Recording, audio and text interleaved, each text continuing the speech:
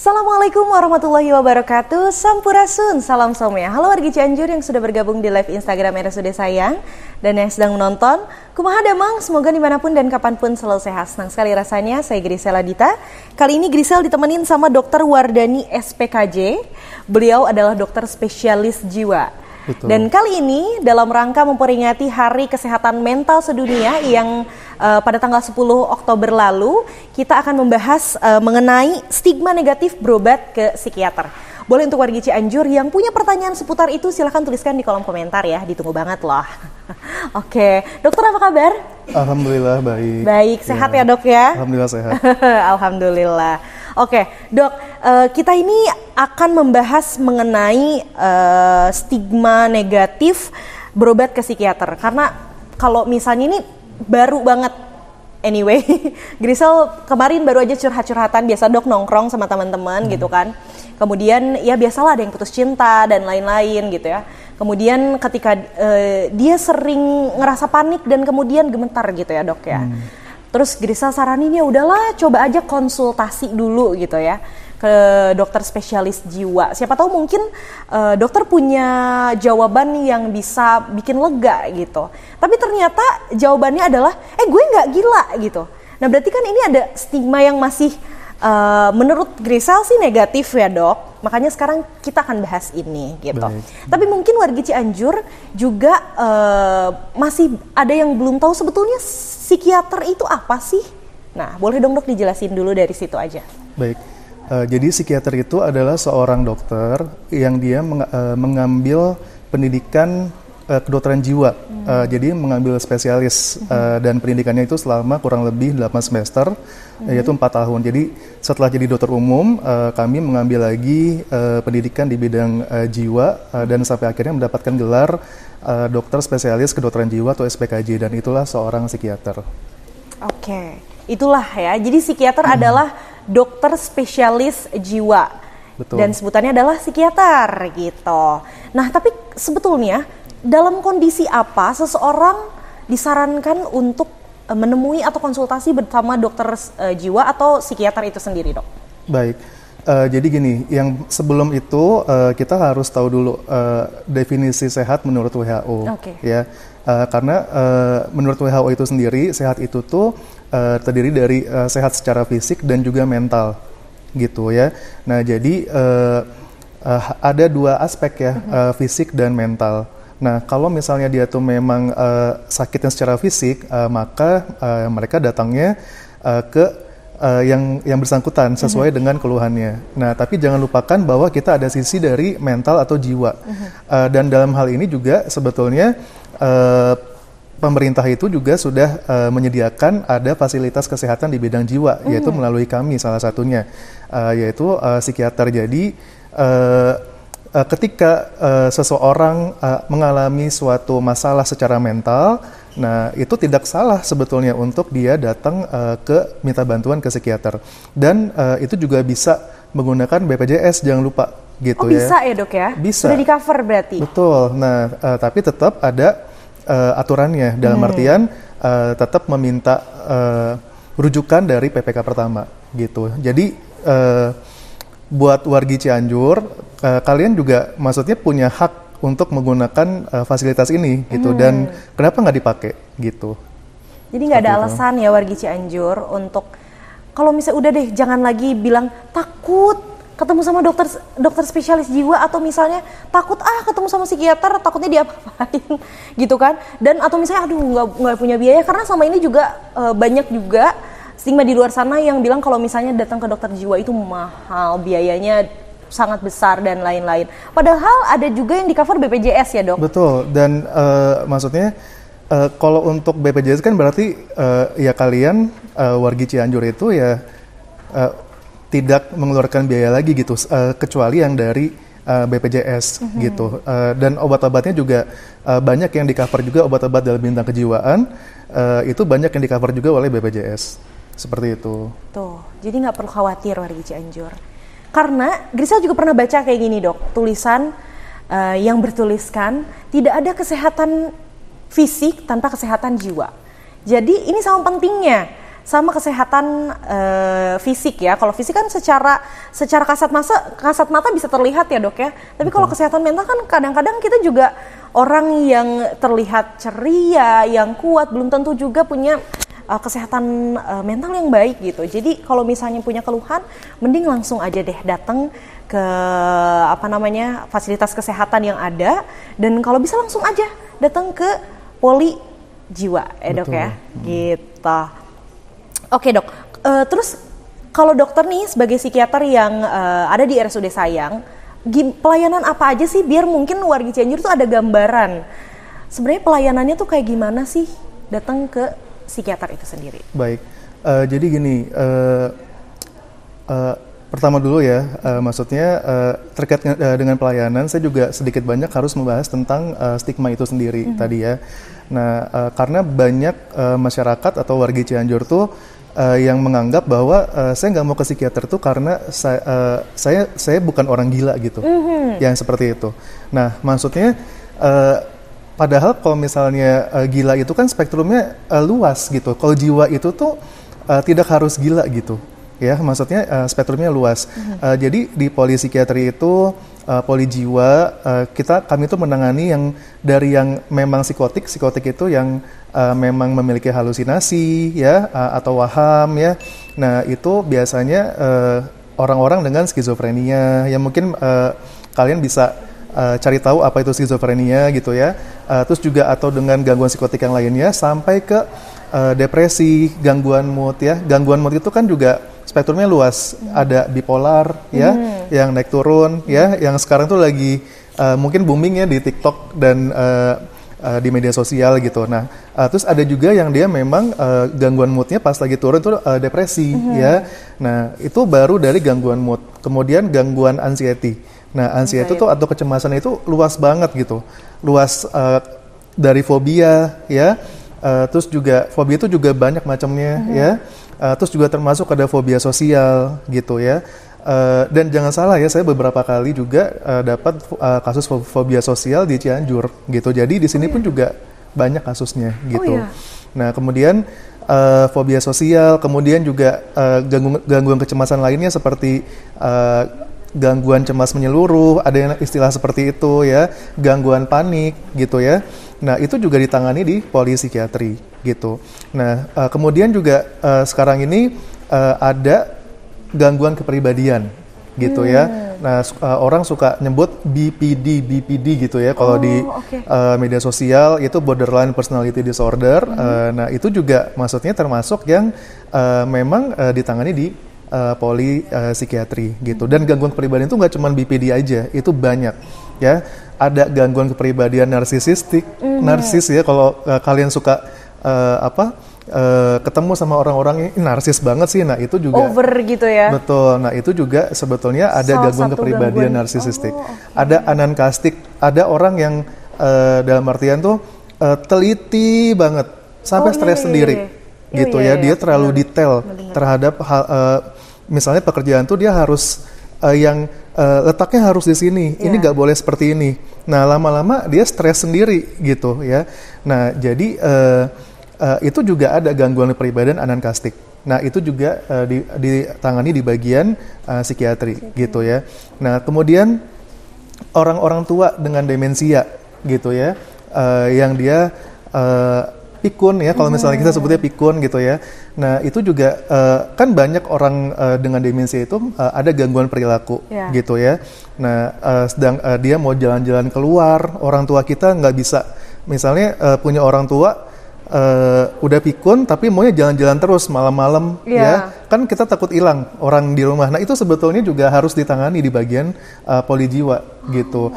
Nah dalam artian kalau misalnya kita mencap mereka semua dengan orang gila gitu, nah itu bagaimana coba gitu ya. Nah jadi itu sebetulnya tidak benar ya, tidak benar kalian ke psikiater itu kalian harus orang gila tuh, nggak seperti itu. Dan kita juga sekarang menyebutnya dengan ODGJ, orang dengan gangguan kejiwaan ya. Nah tapi maksudnya bukannya berarti itu yang berat semua yang datang ke kami, enggak banget gitu ya. Itu jadi spektrumnya itu luas sekali dari yang ditangani oleh psikiater itu sebetulnya, termasuk orang-orang dengan adiksi atau kecanduan ya.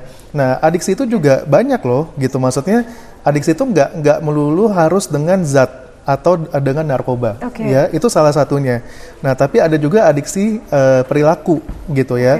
Contohnya adiksi terhadap misalnya orang yang bermain game online, gadget, ya, atau adiksi judi itu juga ada, gitu ya, judi online, ya. Nah, itu kan juga masalah perilaku. Nah, itu juga sebetulnya ditangani di bagian polipsikiatri, seperti itu. Banyak banget dan cakupannya luas banget ya, Dok. Sangat luas sebetulnya. Traumatik juga sebetulnya kita sudah pernah bahas beberapa tema bersama dengan dokter spesialis jiwa. Nah, kalau misalnya pelayanannya tuh kayak gimana sih, Dok? Kita datang gitu kan, sebenarnya tuh ngapain sih? Mungkin kan orang kalau misalnya di poli lain atau misalnya yang secara fisik kan ada tindakan. Nah, tindakan seperti apa sih, Dok, gitu? Iya, sebetulnya cakupannya luas ya kalau di poli jiwa itu. Nah, salah satunya adalah dengan psikoterapi, salah satunya, ya. Jadi memang ada farmakoterapi dan non farmakoterapi. Kalau farmakoterapi kan memang kita seorang dokter bisa meresepkan obat, itu bedanya kita dengan psikolog gitu ya. Nah, jadi kalau misalnya psikiater itu bisa meresepkan obat, sedangkan psikolog enggak ya, Dok ya? Betul, itu salah satu perbedaannya. Nah, terus kalau yang kita lakukan selain farmakoterapi di polipsikiatri itu, kita lakukan psikoterapi, yaitu yang non farmakoterapi itu. Nah, psikoterapi itu kita seperti ngobrol gini gitu ya, tapi sebetulnya itu tuh nggak ngobrol. Nah, itu sebetulnya ada tujuan yang kita lakukan dari ngobrol itu, terapi gitu. Nah, mungkin kalau misalnya kalian ke dokter lain tuh banyak yang berkaitan dengan tanda kutip pemeriksaan fisik. Nah, kita itu justru menggali psikologis pasien. Seperti itu ya. Jadi seperti ngobrol, tapi sebetulnya itu ngobrol yang bertujuan. Ya gitu. Jadi kita pun juga nggak sembarangan, ada rangkaian yang harus kita gali dari seseorang sampai kita juga bisa ketemu gitu. Gitu. Makanya kalau di psikiatri itu bukan terapi yang singkat gitu.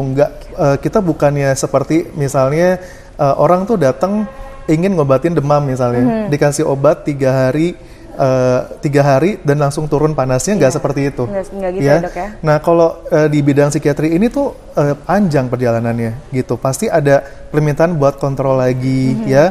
Nah, jadi buat wargi Cianjur juga yang datang ke kami itu jangan berharap sekali 2 kali pertemuan itu sudah selesai, nggak seperti itu.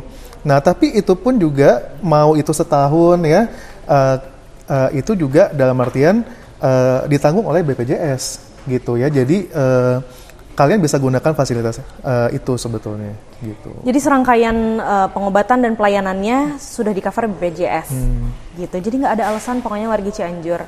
Itu tadi balik lagi karena kesehatan mental sangat-sangat penting juga bagi kesehatan fisik juga ya untuk tubuh kita gitu. Oke, Dok, berarti kalau misalnya ditanya masih adakah nggak sih, Dok, stigma negatif di masyarakat atau dokter sendiri sebagai praktisi gitu ya di poli psikiatrik gitu? Ada nggak sih, Dok? Sebetulnya masih ada nggak sih? Banyak nggak sih stigma negatif itu? Jadi itu yang saya temuin sehari-hari gitu ya. Dan sehari-hari, Dok? Betul, sehari-hari. Nah, maksudnya akhirnya ini tuh sesuatu yang sangat penting gitu ya. Saya datang itu misalnya pasien tuh datang ke kami biasanya rujukan dari puskesmas gitu ya. Nah, dari pasien itu sendiri tuh suka bilang, Dok, saya ini sedih banget, Dok, gitu, ketika saya dirujuk oleh puskesmas dan dikatakan bahwa saya perlu ke polipsikiatri gitu. Saya sedih bahwa apakah saya orang gila gitu. Nah, seperti itu tanda kutipnya. Gitu ya? Itu nggak cuma satu, banyak banget yang seperti itu. Nah, jadi maksudnya padahal loh kenapa memangnya? Kan memang itu udah disediakan oleh pemerintah gitu, makanya ada kami seorang psikiater gitu ya. Kan yang namanya sehat itu tuh nggak harus sehat fisik saja, ya, tapi ada sehat mental. Kenapa? Kenapa kalian, maksudnya kenapa warga itu justru nggak mau berobat hanya karena tidak mau dianggap kita ini gangguan jiwa gitu.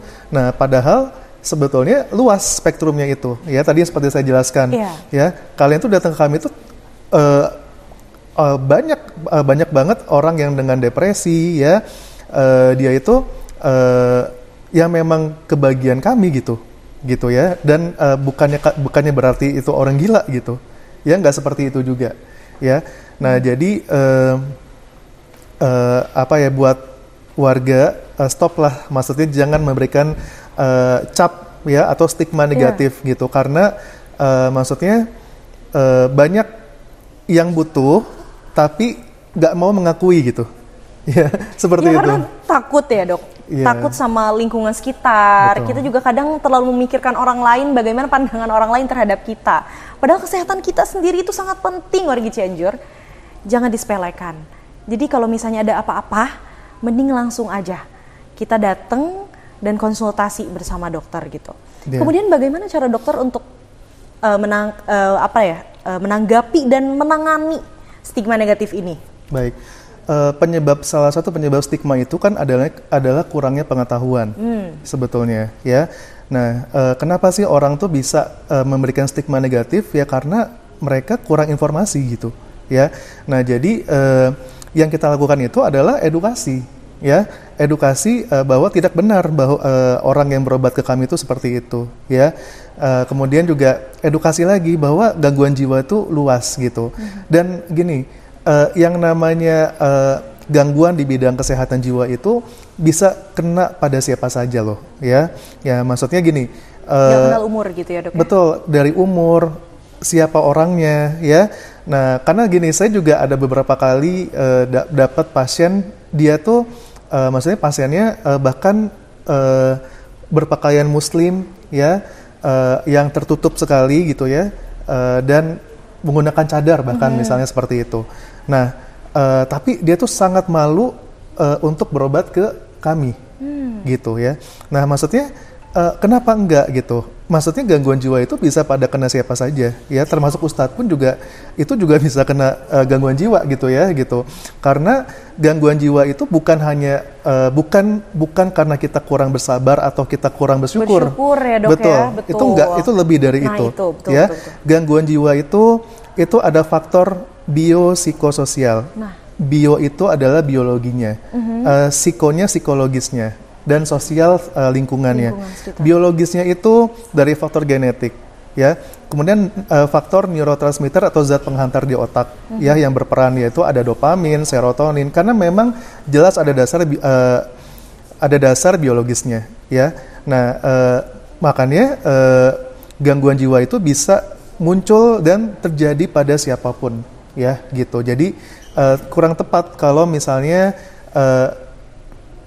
dengan kondisi seperti itu dan kita memberikan stigma dengan orang yang memiliki gangguan jiwa gitu. Itu tidak serta-merta itu bukan karena nggak tepat juga. Misalnya ada orang udah dia depresi gitu ya.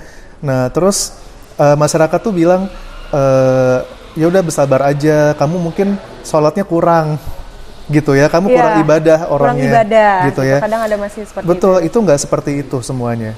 Ya, stresornya beda-beda masing-masing orang, ya. Tingkat ketahanan masing-masing orang tuh beda-beda. Betul, tingkat ketahanan seseorang berbeda. Dan faktor biologisnya kita juga itu udah sangat beragam dari masing-masing, ya. Nah, jadi jadi ada faktor tadi ya, biopsikososial, dan tidak tepat kita untuk memberikan stigma negatif terhadap orang dengan gangguan jiwa. Seperti itu. Kalau misalnya sekiranya nggak bisa nolong, mending kita dorong untuk orang tersebut bisa mendapatkan fasilitas kesehatan yang baik gitu ya, demi kesehatannya sendiri gitu. Karena ya memang judging banget ya dok, namanya juga manusia, kadang suka kamu kurang bersyukur kali, kamu mau gitu. Padahal kenapa sih setidaknya kalau misalnya kita memang nggak bisa memberikan penolong ke dia, jadikan kita sebagai penyemangat deh gitu, untuk dia mau maju, untuk dia mau berobat gitu kan, karena ya untuk lingkungan sekitarnya juga sebetulnya. Tapi sebetulnya bagaimana dampaknya ini sangat berpengaruh nggak sih dok terhadap hasil pengobatannya mungkin gitu dan lain-lain. Betul. Jadi stigma ini tuh sangat berdampak sebetulnya, ya. Karena salah satu hal tadi kan ada faktor biopsikososial. Nah, stigma ini masuk ke dalam faktor sosialnya, gitu ya. Nah, itu kan berupa stresor atau tekanan terhadap mental seseorang. bayangin orang udah dia tuh dapat, misalnya orang dengan depresi, dia udah dapat stresor yang berat dari kehidupannya, sekitarnya, dia udah jatuh ke depresi, dia berobat, kemudian dapat cap dia orang gila dari orang sekitarnya. Itu kan stresor juga, gitu ya, gitu. Nah itu adalah suatu tantangan yang besar sebetulnya, bagi kami juga praktisi di bidang kesehatan jiwa. Gimana sih cara supaya mengatasi stigma ini, gitu ya, gitu. Karena itu sangat sulit sebetulnya, tidak mudah untuk bisa merubah stigma karena udah menjadi kebudayaan kita, gitu ya. Coba deh kita masyarakat ya, misalnya ngelihat nih ada orang gila, ada orang jiwa, gitu ya, ada orang gangguan jiwa, itu gimana responnya? Ya, yang terbesit di otak pertama kali itu apa? Takut, ya, takut dia mukul segala macam, gitu ya. Nah, padahal orang gangguan jiwanya juga mungkin berpikir saya juga apaan sih, saya juga nggak seperti itu, gitu. Ngapain juga gitu. Jadi itu stigma, gitu ya. Nah, kalian bayangkan kalian udah dapat stresor dalam kehidupan sehingga jatuh ke dalam gangguan jiwa, kalian juga harus menghadapi juga cap, ya, bahwa kita ini nggak sama dengan orang lain, ya. Misalnya dia itu dalam bekerja tuh dibedakan, ya. Dibedakan bahwa dianggapnya dianggapnya orang dengan gangguan jiwa itu tidak mampu dan tidak sanggup, gitu ya. Pekerjaan dibedakan, otomatis penghasilan juga dibedakan, ya. Kemudian juga untuk perlakuan, ya itu jelas berbeda, gitu. Untuk sosial sehari-hari, gitu ya. Orang cenderung nggak mau dekat, ya, takut ini takut itu, ya. Itu kan udah tantangan, challenge buat seorang penderita gangguan jiwa, seperti itu. Oke dok, jadi kalau misalnya Grisa bisa simpulkan kayak gini ya dok, kesembuhan daripada pasien itu sendiri, kan tadi kata dokter juga nggak instan, kemudian juga nggak bisa yang hanya dengan menggunakan obat. Tentu saja peran dari lingkungan sekitar sangat penting, gitu ya dok ya. Jadi kenapa selain kita harus punya stigma sebagai untuk diri kita sendiri, juga kita harus peka nih, aware banget sama lingkungan sekitar kita. Kalau misalnya tadi balik lagi, kalau misalnya kita nggak bisa bantu, setidaknya kita bisa bantu dorong dan semangatin teman kita, saudara kita, keluarga kita untuk tetap dalam keadaan kesehatan mental yang baik, gitu ya dok ya. Betul. Oke. Nah kalau misalnya ini sudah ada beberapa pertanyaan yang masuk juga, mungkin nanti Grisa akan bacakan satu persatu pertanyaannya. Baik. Kita akan mulai ya dok ya, dari Teteh_Sarlita. Saya ibu 2 anak, apakah obat jiwa akan menyebabkan ketergantungan? Mungkin karena tadi fasenya tuh panjang ya dok ya. Oh ya, jadi gini, obat jiwa itu sebetulnya tidak menyebabkan ketergantungan, tergantung dari obatnya, tapi sebetulnya tidak menyebabkan ketergantungan, ya. Karena gini, memang kita harus melihat dari masing-masing penyakitnya, gitu ya, gitu. Contohnya, saya memberikan contoh di luar jiwa ya. Contohnya orang dengan hipertensi atau dengan orang dengan kencing manis, diabetes.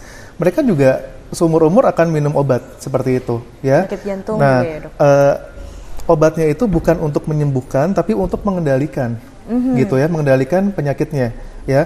Karena kalau nggak diobatin, maka target organnya lebih banyak yang rusak. Contohnya orang dengan hipertensi, dia target organnya adalah dari jantungnya, dan organ-organ ginjalnya dan organ-organ yang lainnya, gitu. Sama halnya seperti gangguan jiwa juga, gitu ya. Memang ada beberapa, tergantung gangguan jiwanya, beberapa gangguan jiwa itu ada yang memang seumur hidup pengobatannya, gitu ya. Nah, tapi itu bukannya ketergantungan, itu karena sifat penyakitnya, ya. Kita perlu mengendalikan perilakunya, mengendalikan faktor biologisnya. Karena kan tadi jiwa itu ada faktor biologis. Nah, itu yang bisa dikendalikan dengan obat, gitu. Nah, tapi nggak semua gangguan jiwa itu dia akan seumur hidup minum obat, tergantung dari diagnosisnya sebetulnya. Dan jadi itu bukan ketergantungan. Dan kalau misalnya ketergantungan itu definisinya adalah kalau misalnya dia semakin lama dosisnya dia itu akan semakin tinggi, gitu ya. Dalam artian dia akan menuntut seseorang mengkonsumsi lebih banyak untuk mendapatkan hasil yang sama, itu ketergantungan seperti itu.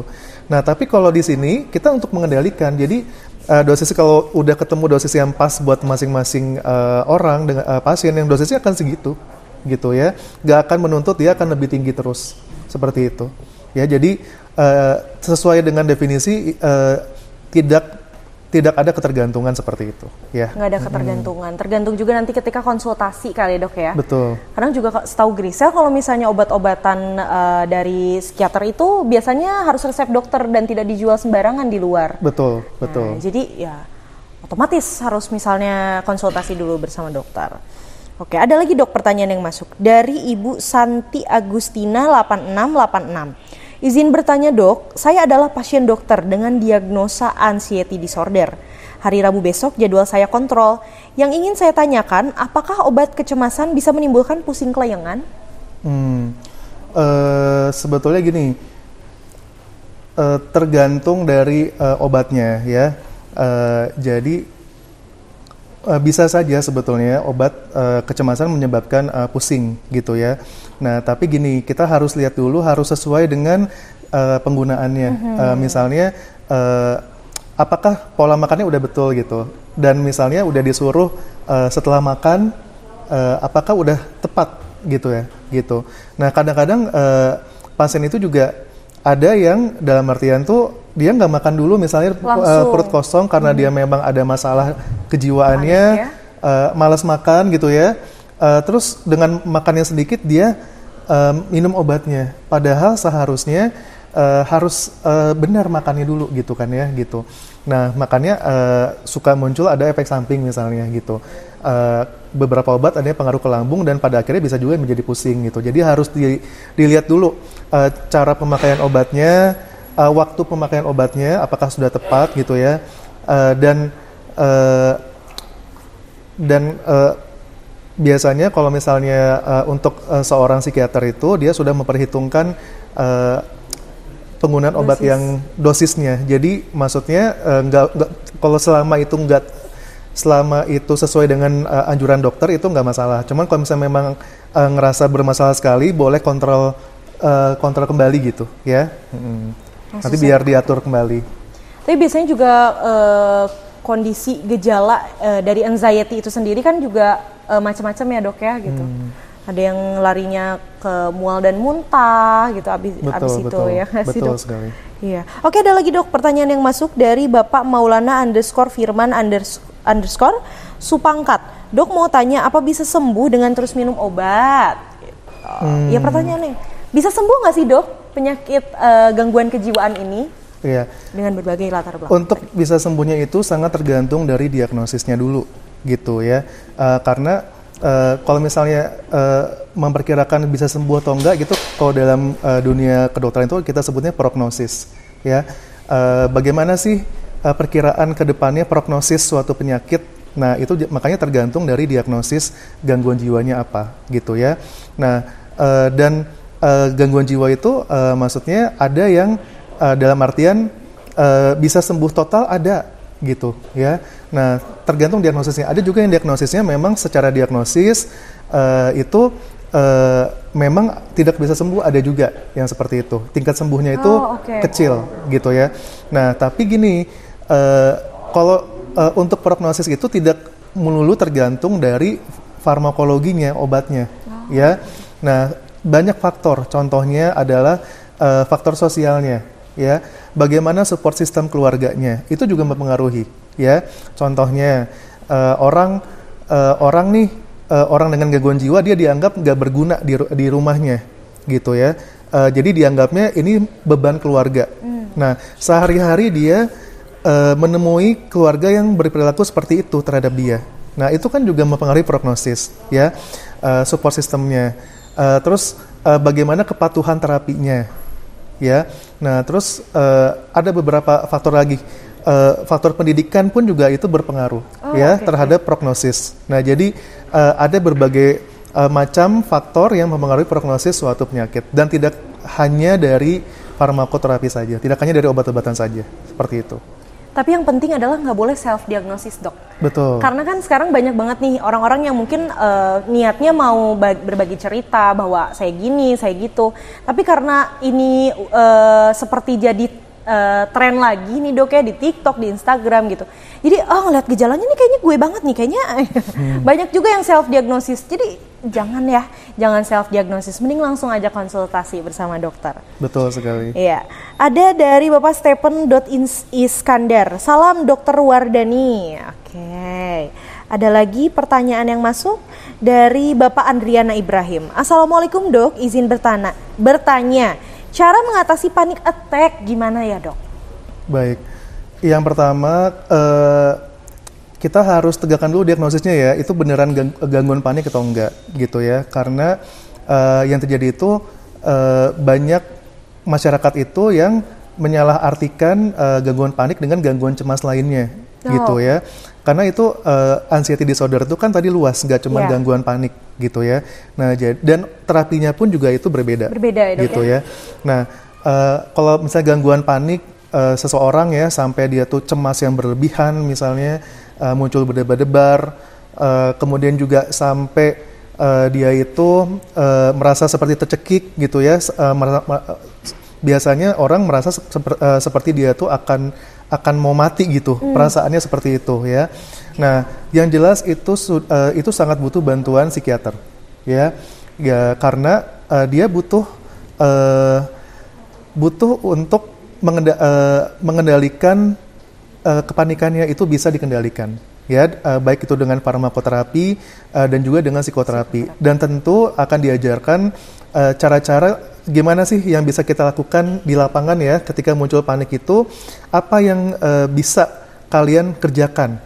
Misalnya kalian bisa terapkan terapi relaksasi. Nah, terapi relaksasi itu maksudnya itu adalah sesuatu yang perlu dilatih, nggak bisa kita ajar karena itu suatu keterampilan gitu ya. Makanya kalau memang benar itu ada keluhan seperti gangguan panik, yang jelas berarti Bapak perlu memeriksakan lebih lanjut ke psikiater karena perlu dipastikan apakah itu benar gangguan panik atau bukan, atau mungkin itu gangguan cemas lainnya gitu. Nah, karena terapinya itu sangat berbeda gitu. Jadi biar diperiksa lebih jauh seperti itu. Oke. Jadi dari paniknya aja udah beda-beda gitu ya dok ya, nanti ini arahnya kemana. Jadi memang harus dan penting sekali untuk konsultasi. Oke dok, nggak kerasa ya waktunya udah 30 menit sudah, ini kita ngobrol-ngobrol. Tapi sebelum panik jadinya kan, saya panik nih.